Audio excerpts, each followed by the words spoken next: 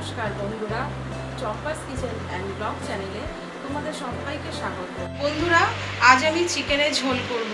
তো চিকেনের ঝোল করতে গেলে আমার লাগবে চিকেনটা আমি পরিষ্কার করে ধুয়ে নিয়েছি। এখানে আলু কেটে ধুয়ে নিয়েছি। এখানে আদা রসুন বাটা, টমেটো কোচানো আর পেঁয়াজ কোচানো, আর এখানে তেজপাতা আর গোটা গরম মশলা।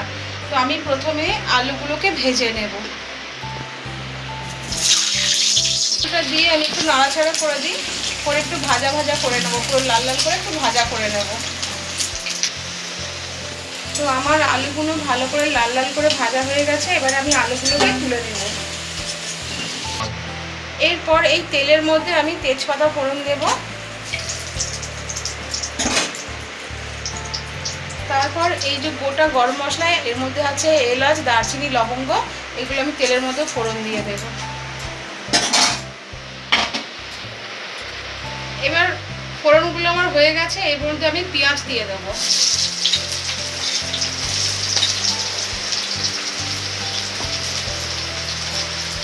পেঁয়াজগুলো আমি হালকা একটু ভেজে নেব, তারপরে আমি আদা রসুন দেবো। তো আমার পেঁয়াজটা লাল লাল করে ভাজা হয়ে গেছে। এবার আমি এর মধ্যে আদা রসুন বাটাটা দিয়ে দেব।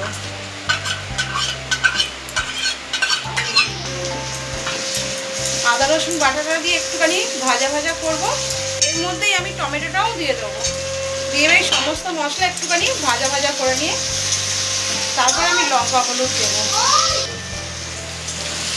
পেঁয়াজ, আদা রসুন, টমেটো আমার ভালো করে ভাজা হয়ে গেছে।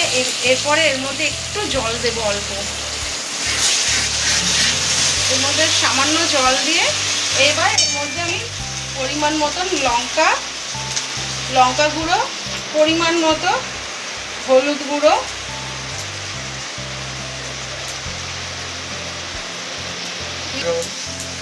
দিয়ে এবার মশলাটা আমি ভালো করে কষবো। যতক্ষণ না আমার তেল ছাড়ছে ততক্ষণ একটু কষে নেব। তো আমার মশলাটা ভালো করে কষা হয়ে গেছে, দেখো তেল ছেড়ে গেছে, তার মানে মশলাটা ভালো করে আমার কষা হয়ে গেছে। এবার এর মধ্যে আমি চিকেনগুলোকে দিয়ে দেব। আমি কিন্তু এখনো নুন দিইনি, কারণ আমি চিকেনটা কষা হয়ে গেলে তবে নুন দিই। চিকেনগুলো দিয়ে ভালো করে আমি এটাকে নাড়বো।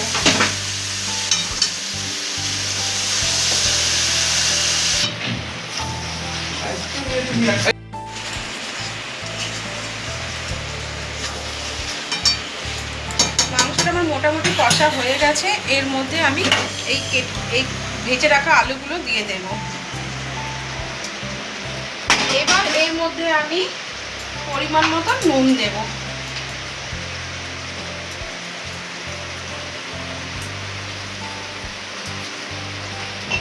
নুন দিয়ে আর একটু ভালো করে একটুখানি কষবো।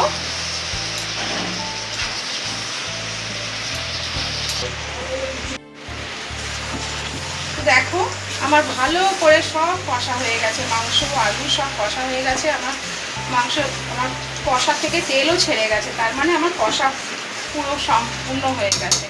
এবার এর মধ্যে আমি পরিমাণ মতন জল দিয়ে দেবো। এবার আমি ভালো করে একটু নাড়াচাড়া করে দিলাম জল দিয়ে। এটা আমি এবার সেদ্ধ হতে দেব। ঢাকা দিয়ে দিলাম সেদ্ধ হওয়ার জন্য।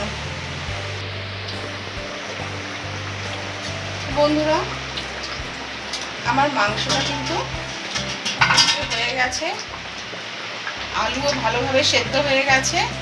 এবার আমি এর মধ্যে শাহি গুঁড়ো গরম মশলা দেবো। আমি ফোড়নে যেহেতু গোটা গরম মশলা দিয়েছিলাম, সেই জন্য আমি এখন অল্প দেব গরম মশলা, বেশি দেব না। এই এতটা মতন গরম মশলা দিলাম।